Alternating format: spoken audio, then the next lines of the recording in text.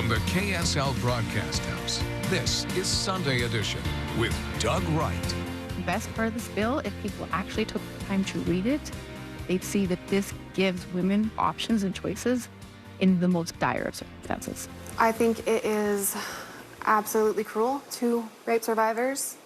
I think that it is not going to accomplish what my sister claims she wants it to accomplish. The Utah legislature, again, is set to tackle abortion access, and that means more heated debate, including on a bill that would address access to services for rape victims. Good morning to you, and thank you for joining us on Sunday Edition. I'm Doug Wright. One of those abortion-related bills has a state lawmaker and her sister at odds. And news specialist Ladd Egan joins us to explain the proposed legislation. This is an emotional disagreement, Ladd, and what is going on between these two sisters? Yeah, very emotional disagreement. And Doug, the question is whether a rape victim needs to go to police before getting an abortion. So this bill is from Republican Representative Kera Birkeland, and she says the bill will hold perpetrators accountable and provide services for rape victims, while her sister, Samantha Hansen, who has publicly shared her assault story of being drugged and raped in 2014, says the bill limits choices for victims. My sister is trying to force women to heal the way she thinks they should heal when she has not walked this walk, thank heavens. Instead of trying to fight with her on how she views my thoughts and my feelings, I'd rather just go forward and do work that helps women. Birkeland says HB 297 will expand services while also reinforcing an existing requirement that before medical providers perform an abortion, that they first verify that the rape was reported in some way to law enforcement. Hansen pushes back at the reporting requirement, saying it took her 6 months before she told her mother about what happened to her, and that it wasn't until a year later that she went to police. Here is more from both women on their positions. This doesn't push women into doing anything. It is 100% the woman's right to decide how she wants to go about this. But if she wants to come forward, if she wants to go to law enforcement, or if she wants to get services, we provide that to her. She has that avenue. And if she gets the services of the mental health therapy and the medical attention and care that she needs, most likely she'll have the strength and the support to move forward with pressing charges so that ultimately we can get those guys off the streets. Because the more we just allow men to do what they're doing, because the women aren't getting the resources and they don't have the support behind them to come forward, the more we're just encouraging more men to do this. And they're growing up in a society where we allow it, which ultimately means we actually encourage it. She's trying to package it up as a survivor's bill. And as a survivor, it is not. It's a good start, like I said. Let's start with the police. Let's start with that reform. That is wonderful. I support that wholeheartedly. Even offering the Plan B for 72 hours, great start. I happened to take a Plan B, but I still ended up pregnant. It's not 100%. So there's good starts to this, but anytime you go to a woman that has already had all of her choices, all of her rights, all of her freedoms stripped from her, and try and tell her more what she can and cannot do and how she has to go about healing, that is not in her best interest. How the bill is written right now, a woman would need to give the physician a copy of the case report from law enforcement or sign a certification that she reported the incident to law enforcement. But Birkeland has proposed amendments to remove that wording and only require the physician to keep an accurate record of the verification and report the information to Health and Human Services. Birkeland also says her bill wouldn't require a rape victim to press charges. So, Doug, I would encourage anyone more interested in this. We've got an in-depth article written by our colleague at the Deseret News, Katie McKellar. An excellent report, gets more into the dynamic between these two sisters and explains the legislation and current abortion law here in Utah. It seems as if there is some common ground and discussion going on. Yes. So where is this going next? Do we have any idea? All right, so HB 297, the text of it just released last week. Birkeland, the sponsor, hopes that her bill will be heard and then considered in a committee hearing. That's the first step, of course, and that could happen as soon as next week. Ladd, it's always great to have you on Sunday Edition. Thank you for joining us on the program. Now, when we come back, we'll be speaking with an expert on the effect of unintended pregnancy on women's lives. We'll be right back on Sunday Edition. Stay with us.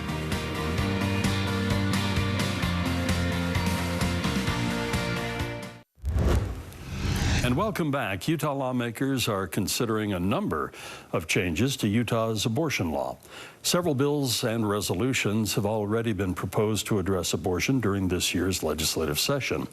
One bill, Representative Kera Birkeland's bill, which we've talked about earlier this morning, Birkeland said that her bill is about expanding services to rape victims and holding rapists accountable. Opponents say it increases restrictions on abortion availability. Joining me now to talk about abortion-related issues affecting Utahns and across the country is Dr. Diana Greene Foster, author of the Turnaway Study. And Dr. Foster, thank you so much for joining us today. You've studied the consequences of abortion bans and the effect of unintended pregnancy on women's lives. Perhaps you could talk a little bit about that, the effectiveness of family planning and the different policies for unintended pregnancy especially. We appreciate your viewpoint. And what are your thoughts and what has your research shown you?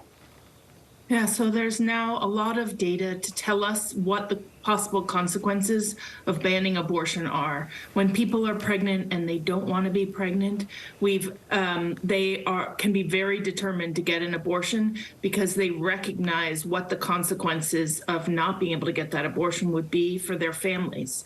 So often people say that they need an abortion because they don't have enough money to support a child or to support another child. And when we look at consequences over time for people who are denied, we see that people, in fact, do become poorer. They're less likely to be able to support their kids. And people sometimes say that they want that the relationship with the man involved in the pregnancy isn't strong enough to support a child, to nurture a child. And we find that relationships dissolve whether people get the abortion or not. So it's this banning abortion has the potential to dramatically change people's life course, including preventing them from having wanted kids later. You've also, I was reading a little bit about you in some of your studies. You have taken a look at women who do choose to take the route for an abortion and those who choose to ultimately not. And obviously, both of the women are pregnant. They are both looking at a particular option, or both groups are looking for options. Is there a noticeable difference? You've pointed out a couple perhaps already, but for those who do choose the abortion versus those who don't choose the abortion, and I'm particularly interested in the mental health and well-being of that individual. Yes. Yeah, so in my study, in fact, people didn't choose to give birth. They were all women who wanted an abortion. Some were able to get it and some weren't. So it's not people who thought that it was a good time for having a baby. It was people who explicitly did not want to carry that pregnancy to term, but nevertheless did. And what we see is that there are large physical health differences between the two groups. The people who carry the pregnancy to term experience much greater complications from pregnancy because it lasts longer, and childbirth because childbirth is a very big deal with a lot of physical risk, but also for years later. So big physical health differences, economic differences, family, ability to take care of one's family. I think that it's really important to note that people wanted an abortion and couldn't get one, and that was why they ended up in our study. So it really tells us a lot about what the effect of abortion bans would be, because abortion bans don't affect people who want to carry the pregnancy to term. They really affect people who want an abortion and cannot get one. Here in the state of Utah, a lot of things are still afoot now as we continue through our legislative session. But some of the bills that, or one of the bills particularly out right now that we've already discussed on the program, even goes deeper and further than what has generally been allowed within our quote-unquote trigger law and what has been the norm in the state of Utah. I'm interested in your perspective on those, Doctor, as we look around the country. Boy, we have all kinds of laws and all kinds of restrictions and all kinds of things on the scale of making that choice to have an abortion or not having the choice at all. Is this confusion around the country, is just even the conversation and not being sure what the standards are at this point, what kind of weight is that putting on women's shoulders? Yeah, there's a tremendous amount of stress because when people want to have an abortion, they'll go to great lengths, traveling hundreds of miles to get an abortion elsewhere. They'll try and order pills online. They won't know whether that's legal or not legal. They won't know whether they can get medical assistance if they need it afterwards. So it's the complication, the stress, the uncertainty is part of what's going to make this even harder on people who are already having an extremely difficult experience, which is being pregnant when they don't want to be. And there, I thought when you were mentioning other laws, there's also the question, well, if Utah passes an abortion ban, are there other laws that can help support low-income parents? For example, right now you've got a bill that would extend Medicaid, the period, both who's eligible and how long you can get health care. And so to ban abortion at the same time as being really ungenerous with who can actually access health care seems really ending up having the worst possible outcomes of people pregnant, not want to be pregnant, not be able to get an abortion, and not be able to get health care. We at this point and other states are dealing with exactly what you just mentioned and going from 60 days to 1 year of support from the Medicaid opportunities, but also raising the ceiling from 144% of the poverty level to 200%. For the states that do take, let's assume for a moment that Utah does take that step and other states have already, how much will that help the very concerns that you have? It definitely is a good thing for all pregnant people who want to carry that pregnancy to term, that there should be health care. So it's not specific to people who have unwanted pregnancies. For people who do have unwanted pregnancies, carry the pregnancy to term, it will help, but it won't be enough to mitigate, for example, the economic hardships, the relationship hardships, the exposure to intimate partner violence, the ability to take care of one's kid, the kind of life course changes that happen when you have a baby before you're ready, like not being able to achieve kind of basic life aspirations like finishing school or getting a better job or more stable housing. So healthcare is one piece of it, but it's not enough. Dr. Foster, for those who are interested in the conversation that we've been having and are interested in perhaps learning more, looking into some of the things that you have found in your studies, where can they go? How can they get it? There's a 2020 book that I wrote called The Turnaway Study, 1,000 Women, 10 Years, 1,000 Women and the Consequences of Receiving or Being Denied an Abortion. But so that is important. The book is important not just to explain the science, but it's also got 10 women's stories from the study told in their own words so that you can have a little bit of understanding about how someone could be in the position where they have an unwanted pregnancy and then what happens later if they get that abortion or they don't get the abortion. Dr. Foster, we appreciate your time. Thank you so much for joining us today on Sunday Edition. And we will be right back. Stay with us.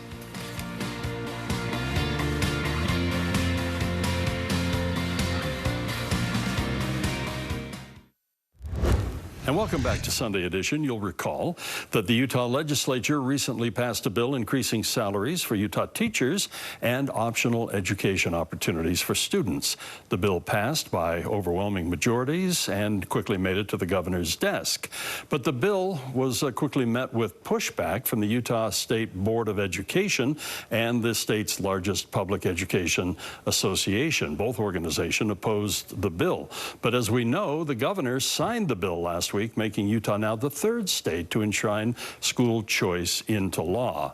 And last week we talked with the UPA. This week we wanted to talk with the bill's sponsor, Candice Pierucci, who joins me on the show this morning from our state capital, where things are quite busy right now. And Representative, let's talk about the school choice bill, and then we'll get to some other things that you have been involved in and have introduced on the Hill. First of all, walk us through your priority for this bill and what your hopes are for the legislation now signed and passed and signed. Great. Thank you, Doug. I appreciate that question. The purpose of this bill was to focus on the two most important players in education, our teachers and our students. I actually opened this bill file May 4th this year, which is the first day we're allowed to open bill files as legislators for the upcoming session, and I prioritized it right out of the gate. This bill, I think, is significant and now law because it does a couple of things. It increases teacher compensation by $6,000, which is significant and historical for Utah, the amount the state puts in. And the other thing it does is it creates the Utah Fits All Scholarship Program, which empowers families with additional options to better tailor their child's education to meet their educational needs. So I'm really excited for what this means for Utah students moving forward, what this means for our teachers moving forward, and innovations in schools in general. Even as this bill was being discussed on Capitol Hill, the governor seemed to indicate that he kind of liked the mix between giving teachers a much-deserved, I believe, salary increase, and then also addressing what was primarily your concern. You've dealt with this several years in a row. In your opinion, had this not been blended together, had it not had the governor's blessing of being blended together, might there have been a little more opposition? You know, I think that the school choice piece could have passed on its own. I do think, though, that having both components in there and it essentially being a compromise, right, it did lead to us being able to get a supermajority in both bodies, which we are the first state in the country to be able to get a supermajority on a major school choice piece of legislation.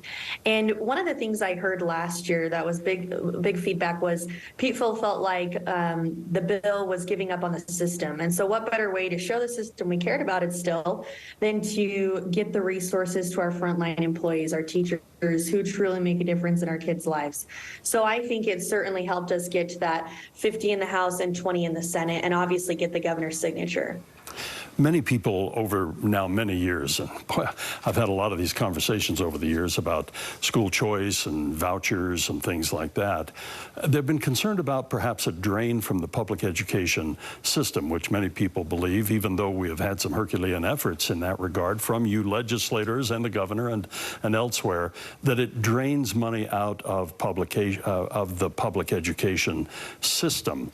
Are you at all concerned about this? The scholarship program is a relatively small chunk in the grand scheme of things. Is this going to be draining out of public education? No, no, absolutely not. And I think we have to get away from this scarcity mentality. First off, our state invests the state alone invests $4.9 billion in education. With federal dollars, we put almost $8 billion into education annually, and we are on another record high of historic education funding. We absolutely will continue to increase funding for education. This bill did not take away funding, current or existing education funding. It was new money from our income tax. I will also add, this bill is unique because it does not require kids to completely leave the system if they don't want to. There's an option for dual enrollment where a child can be partially enrolled in a district school or a charter school, while also being homeschooled for part of the time. So we really tried to make this as adaptable and flexible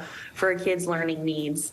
And as you mentioned, the amount is $42 million. That's a set amount. So roughly it's 5,000 scholarships across the state, which equates to less than 4 kids per school. So no, there will not be a mass exodus from public schools. And in states that have robust school choice policies, they see about a 6% utilization rate. The truth is, the majority of people really love their local district and the school that their kids go to in their neighborhood. And this is for kids who maybe would learn better with alternative learning options. Representative, you mentioned that this kind of offers a path of both sides to a student and, of course, their parents to choose to be engaged in the public school and be engaged in the alternative education. In that case, is the money, the scholarship money, does it split or does it go in one direction only? The scholarship money is prorated. If you're a dually enrolled student, then you would get a half of the amount of the scholarship. If you were to say fully leave the system and choose to use the scholarship entirely for private school tuition or for homeschooling expenses, then it's the full $8,000 amount. Often we have this conversation, you and I discussed it briefly before we went on the air, and that is the idea of kind of the accountability and so on. There have been rumblings of accounting and or auditing is a better term on that. Maybe you can quickly bring us up to speed on that, the auditing of the system and making sure that it's doing what it's supposed to. Yeah, so the bill that was signed into law had auditing measures and guardrails put in place to where the program managing entity would need to hire an independent auditor that would come in and audit the program managing entity's accounting practices, as well as do a random audit of individual accounts. There is another bill that's going to be working its way through the body that addresses scholarship programs in general. We have 3 in Utah, the Carson Smith and then the Opportunity Scholarship and the Utah Fits All Scholarship. And this bill will add that the state auditor can also have auditing authority and oversight over all of these different scholarship programs. Representative, thank you so much for joining us. And we have just a little time, obviously, you know, the 45-day session. I'm sure you have more than this one hill to climb. What else, just very quickly, maybe picking your biggest challenge or opportunity, what are you still working on? Thanks for that question. I do have 14 other bills after House Bill 215. One of my major priorities, and this is incredibly prescient as we have a Chinese spy balloon somewhere above the country, I have 2 bills that deal with foreign influence. One would prohibit restricted foreign entities like China from making any land purchases in Utah. And the other bill would make sure that we are not having our language learning programs in Utah in the K-12 setting. Those cannot be funded by the Chinese Communist Party. We have a school district right now who is still receiving the bulk of their funds from the Chinese Communist Party to pay for their language learning program. We should be self-reliant in funding those programs, and so part of that bill also comes with a funding request. So those are some of my big bills I've got. I also have another bill that ensures that students can practice their religion by wearing their religious headwear or clothing while also participating in athletics in Utah. Representative Pierucci, thank you so much for joining us here on Sunday Edition, joining us from Utah's Capitol Hill, and a thanks to our viewers for joining us for this episode of Sunday Edition. Join us again next week. And coming up next, a little different this week, we have a Premier League soccer match between Tottenham and Manchester City, so stay tuned.